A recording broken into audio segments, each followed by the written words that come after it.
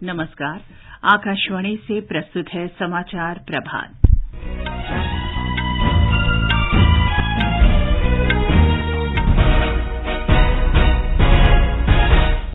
प्रधानमंत्री नरेंद्र मोदी आज राजस्थान में दिल्ली मुंबई एक्सप्रेसवे का दिल्ली दौसा लालसोट खंड राष्ट्र को समर्पित करेंगे। प्रधानमंत्री आज दिल्ली में महर्षि दयानंद सरस्वती की 200वीं जयंती के उपलक्ष्य में वर्ष भर चलने वाले समारोह का उद्घाटन करेंगे। राष्ट्रपति द्रौपदी मुर्मू आज दोपहर लखनऊ में उत्तर प्रदेश वैश्विक निवेशन सम्मेलन के समापन सत्र में शामिल होंगी। त्रिपुरा, मेघालय और नागालैंड में विधानसभा चुनाव के लिए प्रचार तेज। भाजपा के वरिष्ठ नेता और गृह मंत्री अमित शाह आज त्रिपुरा में 3 रैलियां और 1 रोड शो करेंगे। अमेरिकी फाइटर जेट ने कनाडा के ऊपर अज्ञात वस्तु को मार गिराया।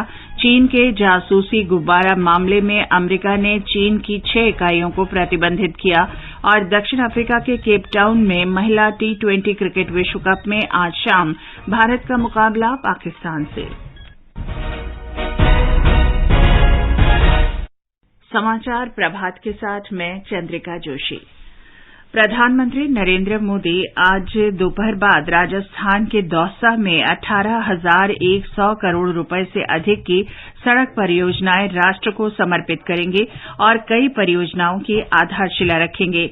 वे दिल्ली मुंबई एक्सप्रेसवे का दिल्ली दौसा लालसोट खंड राष्ट्र को समर्पित करेंगे।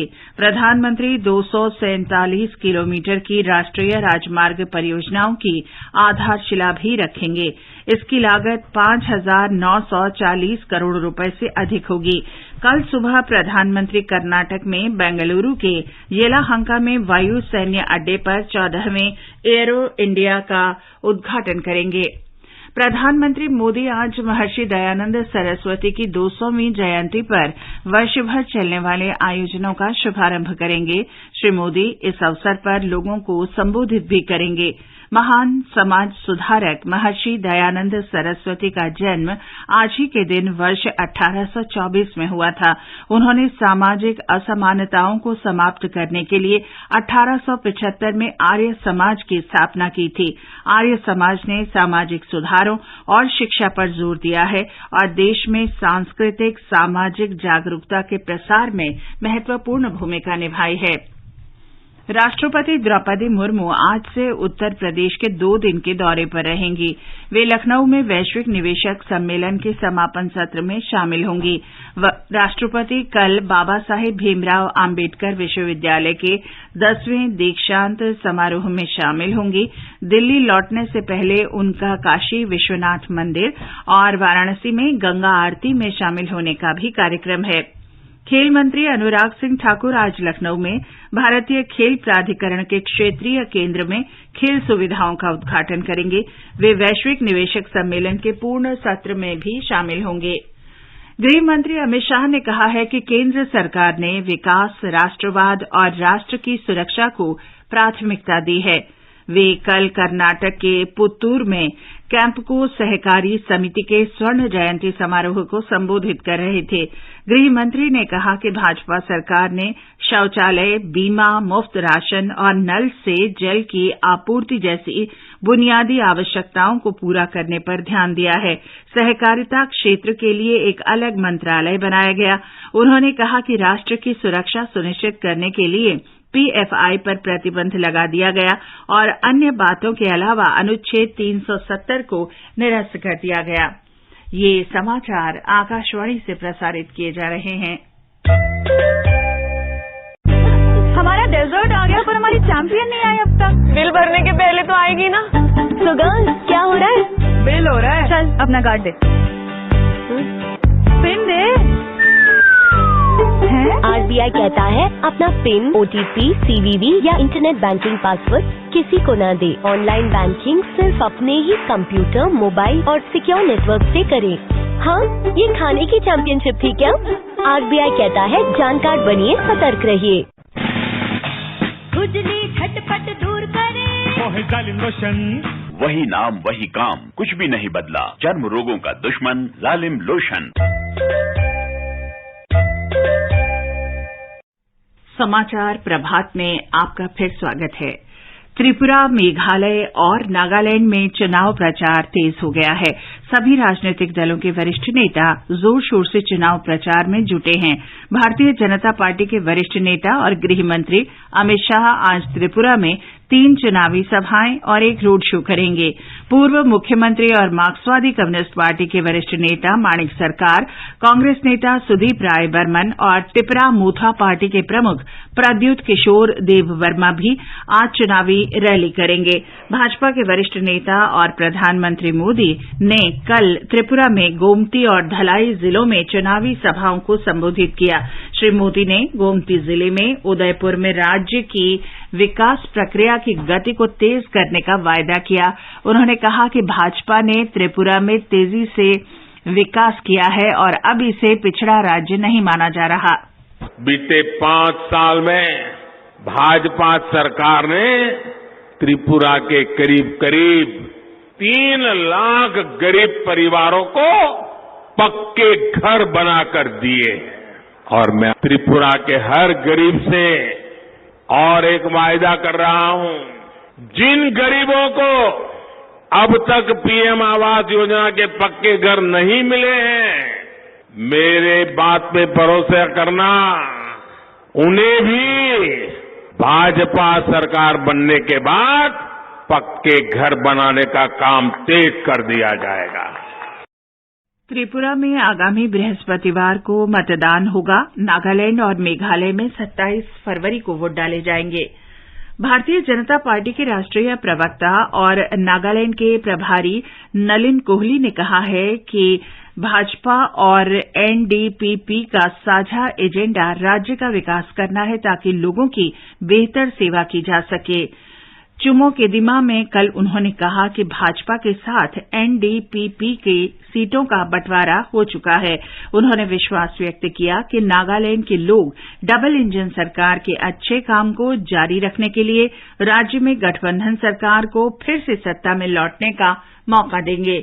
मेघालय में विधानसभा की 60 सीटों के चुनाव में सर्वाधिक उम्मीदवार Bharatiya Janata party, Congress, National People's Party और तृणमूल कांग्रेस के हैं।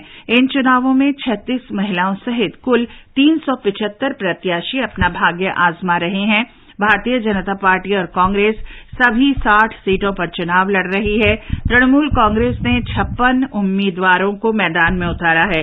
मुख्यमंत्री कोनराड के संगमा के नेतृत्व वाली नेशनल पीपुल्स पार्टी ने 57 उम्मीदवार उतारे हैं। चुनाव आयोग ने कर्नाटक में विधानसभा चुनाव की प्रारंभिक तैयारियों को देखने के लिए राज्य में वरिष्ठ अधिकारियों की 3 दलों की प्रतिनियुक्ति की है। इन दलों ने राज्य के 3 दिवसीय प्रवास के दौरान विभिन्न जिलों का दौरा किया और तैयारियों की समीक्षा की। पहले दल ने यादगीर का दौरा किया और ईवीएम तथा वीवीपीएटी की उपलब्धता और कार्यक्षमता देखी। उन्होंने पिछले लोकसभा और विधानसभा चुनावों के दौरान सबसे कम मतदान दर्ज करने वाले मतदान केन्द्रों पर ध्यान केंद्रित करने के निर्देश दिए हैं। दूसरे दल ने चामराजनगर और मैसूरू जिलों का दौरा किया और उपायुक्त के साथ तैयारियों की समीक्षा की। तीसरे ने चुनावी प्रक्रिया पर जागरूकता पैदा करने के लिए राज्य में की जा रही स्वीप गतिविधियों पर चर्चा की। प्रधानमंत्री नरेंद्र मोदी ने 2 दिन में 10 लाख से अधिक सुकन्या समृद्धि खाता खोलने पर डाक विभाग को बधाई दी है। एक ट्वीट संदेश में उन्होंने कहा कि इससे बालिकाओं के भविष्य को सुरक्षित करने और उन्हें सशक्त बनाने में मदद मिलेगी। 12वां विश्व हिंदी सम्मेलन इस महीने की 15 तारीख से फिजी में आयोजित किया जा रहा है। इसका आयोजन विदेश मंत्रालय और फिजी सरकार मिलकर कर रहे हैं। विदेश मंत्रालय में पूर्वी मामलों के सचिव ने कहा कि सम्मेलन का विषय है पारंपरिक ज्ञान से कृत्रिम मेधा तक। विश्व हिंदी सम्मेलन फिजी में 15 से 17 फरवरी को आयोजित किया जा रहा है। फिजी सरकार हमारे साथ मिलकर इसका आयोजन कर रहे हैं। ये फिजी में नांदी शहर है, वहां किया जाएगा। सम्मेलन का उद्घाटन जो है वो 15 फरवरी को विदेश मंत्री जयशंकर के साथ फिजी के प्रधानमंत्री सितिवेनी रंबुका करेंगे। श्रीलंका में भारत सरकार के आर्थिक सहयोग से निर्मित जाफना सांस्कृतिक केंद्र का कल उद्घाटन किया गया। इस अवसर पर श्रीलंका के राष्ट्रपति रानिल विक्रमसिंघे तथा सूचना और प्रसारण राज्य मंत्री डॉ एल मुरुगन उपस्थित थे। प्रधानमंत्री मोदी ने वर्ष 2015 में जाफना सांस्कृतिक केंद्र की आधारशिला रखी थी। श्रीलंका के राष्ट्रपति विक्रमसिंघे ने जाफना सांस्कृतिक केंद्र को प्रधानमंत्री मोदी और भारत सरकार की ओर से उपहार बताते हुए धन्यवाद दिया। उन्होंने आर्थिक संकट के दौरान श्रीलंका की सहायता के लिए भी भारत सरकार के प्रति आभार प्रकट किया। डॉ मुरुगन ने कहा कि दोनों देशों के बीच साझेदारी प्रधानमंत्री मोदी की पड़ोसी प्रथम नीति के अनुरूप है। खेलो इंडिया यूथ गेम्स का कल मध्य प्रदेश के भोपाल में रंगारंग समापन हुआ। इन खेलों में महाराष्ट्र 56 स्वर्ण सहित 161 पदक हासिल करके पहले, हरियाणा 128 पदकों के साथ दूसरे और मध्य प्रदेश 96 पदक जीतकर तीसरे स्थान पर रहा। एक रिपोर्ट। केंद्रीय खेल और युवा मामलों के मंत्री अनुराग ठाकुर ने समापन समारोह में देश में खेलों के विकास के लिए केंद्र, राज्य और कारपोरेट घरानों से एक साथ आने का आह्वान किया। हमें समाज को, सरकार को, कॉर्पोरेट घरानों को, हर किसी को खेलों की ओर से जोड़ना है। भारत में खेल तभी बढ़ सकते हैं अगर सरकारें, केंद्र और राज्य के साथ साथ कॉर्पोरेट घराने और national sports federation, state federation, ये सब इकट्ठे आए और इंडिविजुअल्स भी हमारे खिलाड़ियों को प्रोत्साहन दें। खेलो इंडिया युवा खेलों में कुल 25 राष्ट्रीय रिकॉर्ड टूटे और सबसे ज्यादा 19 रिकॉर्ड वेट लिफ्टिंग में टूटे। 9 शहरों में आयोजित इन खेलों में 36 राज्यों और केंद्र शासित प्रदेशों के 5,812 खिलाड़ियों ने भाग लिया। इन खेलों में लड़कियों की भागीदारी करीब 40% रही। समापन समारोह को मध्य प्रदेश के मुख्यमंत्री शिवराज सिंह चौहान ने भी संबोधित किया। कार्यक्रम में युवा मामले और खेल राज्य मंत्री निशीथ प्रामाणिक भी उपस्थित थे। संजीव शर्मा, आकाशवाणी समाचार, भोपाल। दक्षिण अफ्रीका के केप टाउन में महिला T20 क्रिकेट विश्व कप में आज शाम 6 बजे से भारत का मुकाबला पाकिस्तान से होगा। T20 क्रिकेट में दोनों देशों के बीच 13 मुकाबलों में से भारत ने 10 मैच जीते हैं। अमेरिकी फाइटर जेट ने कनाडा के ऊपर अज्ञात वस्तु को मार गिराया है। चीन के जासूसी गुब्बारा मामले में अमेरिका ने चीन की 6 इकाइयों को प्रतिबंधित किया है। कनाडा के राष्ट्रपति जस्टिन ट्रूडो ने कहा है कि उत्तरी अमेरिकी हवाई क्षेत्र में एक और अज्ञात वस्तु को मार गिराया गया। उन्होंने कहा कि इस वस्तु से कनाडा के हवाई क्षेत्र का उल्लंघन हो रहा था और इसे उत्तर पश्चिमी कनाडा के यूकॉन में मार गिराया गया। और अब समाचार पत्रों की सुर्खियों के साथ हैं फरहत नाज। धन्यवाद चंद्रिका। दिल्ली जयपुर के बीच सफर आसान होने को नवभारत टाइम्स, दैनिक ट्रिब्यून और राजस्थान पत्रिका सहित कई अखबारों ने बड़ी सुर्खी बनाया है। दैनिक जागरण ने लिखा है, सड़क नेटवर्क मजबूत करने के केंद्र सरकार के प्रयासों से आज मिलेगी नई सौगात। दिल्ली सहित हरियाणा, राजस्थान, मध्य प्रदेश, गुजरात और महाराष्ट्र के लोगों को लाभ मिलेगा। हिन्दुस्तान की पहली खबर है, अमेरिका ने कहा यूक्रेन संकट पर रूस को आगे बढ़ने से प्रधानमंत्री नरेंद्र मोदी ही रोक सकते हैं। उत्तर प्रदेश में औद्योगिक विकास और कृषि विकास को राष्ट्रीय सहारा ने प्रमुखता दी है। अमर उजाला ने प्रधानमंत्री के सामाजिक सुरक्षा प्रदान करने के वक्तव्य पर लिखा है, पीएम बोले हर तबके में बड़े सपने देखने और उन्हें पूरा करने का साहस। उत्तराखंड में नकल विरोधी कानून लागू करने को वीर अर्जुन ने बड़ा कदम बताया है। दैनिक ट्रिब्यून ने इसे ऐतिहासिक कानून बताते हुए लिखा है, नकल और पेपर लीक हुआ तो उम्र कैद। मौसम के हवाले से दैनिक ट्रिब्यून ने लिखा है, पहाड़ों पर सक्रिय पश्चिमी विक्षोभ का असर मैदानों पर भी दिखेगा। सर्दी में गर्मी की दस्तक, मायने बारिश को निमंत्रण। हिन्दुस्तान ने उत्तराखंड और हिमाचल में जमकर हो रही बर्फबारी लेकिन दिल्ली में पिछले 10 वर्ष में रिकॉर्ड गर्मी को शीर्षक बनाया है। पत्र लिखता है, राजधानी में मौसम के बदलते मिजाज की वजह से बहुत सक्रिय पश्चिमी विक्षोभ। देशबंधु लिखता है, दिल्ली में नाट्य महाविद्यालय का रंग महोत्सव 14 फरवरी से शुरू होगा। और अंत में मुख्य समाचार एक बार फिर। प्रधानमंत्री नरेंद्र मोदी आज राजस्थान में दिल्ली मुंबई एक्सप्रेसवे के दिल्ली दौसा लालसौट खंड राष्ट्र को समर्पित करेंगे। प्रधानमंत्री आज दिल्ली में महर्षि दयानंद सरस्वती की 200वीं जयंती के उपलक्ष्य में वर्ष भर चलने वाले समारोह का उद्घाटन करेंगे।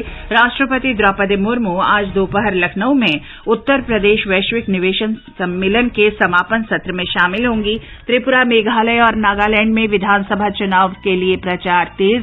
भाजपा के वरिष्ठ नेता और गृह मंत्री अमित शाह आज त्रिपुरा में 3 रैलियां और रोड शो करेंगे। दक्षिण अफ्रीका के केप टाउन में महिला T20 क्रिकेट विश्व कप में आज शाम भारत का मुकाबला पाकिस्तान से होगा। इसके साथ ही समाचार प्रभात का ये अंक समाप्त हुआ। नमस्कार।